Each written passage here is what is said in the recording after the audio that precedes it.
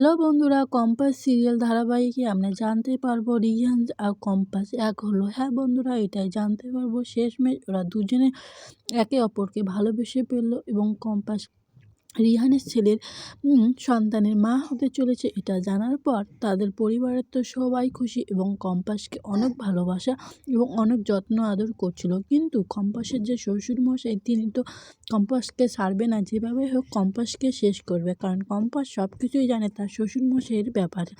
তারপরে কম্পাসের শ্বশুরমশাই বুদ্ধি করলো যে যেভাবে হোক এই কম্পাসকে আমাকে শেষ করতেই হবে, না হলে আমার সব কিছু যে সবার সামনে পর্দা ফাঁস করে দিবে। এদিকে রিয়ান্স কম্পাসকে জড়িয়ে ধরে বলতে লাগলো, কম্পাস তুমি আর আমাকে ভুল বুঝে থাকো না, আগে যা হয়েছে কিছু ভুল বুঝাবুঝি মিটিয়ে কম্পাস ও রিয়ান্স এক হলো। হওয়ার পর ওদের দুজনের সন্তান আসতে চলেছে এই পৃথিবীতে। এটা শোনার পর বাড়ির সবাই অনেক খুশি, কিন্তু কম্পাসের শ্বশুরমশাই একদমই খুশি।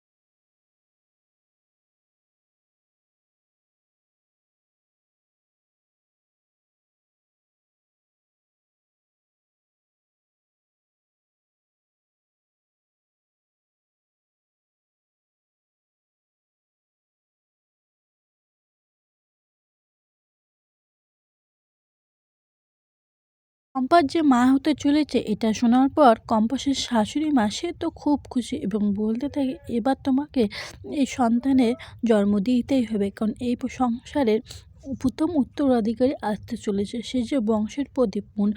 কম্পাস তোমাকে খুব সাবধানে থাকতে হবে, কারণ তোমার পেছনে এবং অনেক শত্রু, আমি সেটা বুঝতে পারছি। আর এই শত্রু যে কে সেটাও আমি খুব ভালো করে জানি। কম্পাস তখন বলে ওঠে শাশুড়ি মাকে যে, তুমি চিন্তা করো না মা, আমি সাবধানেই থাকবো, আর আমি জানি কারা কারা আমার ক্ষতি চায় বা আমার সন্তান হবু সন্তানেরও ক্ষতি চায়, তাই তুমি চিন্তা করো না। এতদিন অনেকেই আমার ক্ষতি করছে এবং করতে চেয়েছে, কিন্তু তারা পায়নি। এখন আমার সন্তানের উপর লেগে পড়বে সেটা আমি জানি, কিন্তু যারা বা কারা আমার সন্তানের উপর ক্ষতি করতে চাইবে বা আমার সন্তানকে কিছু করতে চাইবে, তাদেরকে আমি একদম শেষ করে দেবো।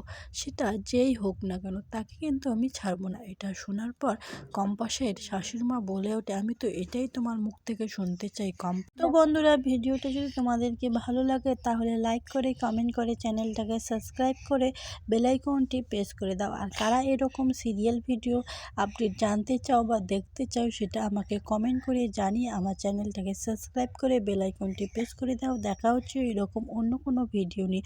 ততক্ষণে ভালো থেকো, সুস্থ থেকো।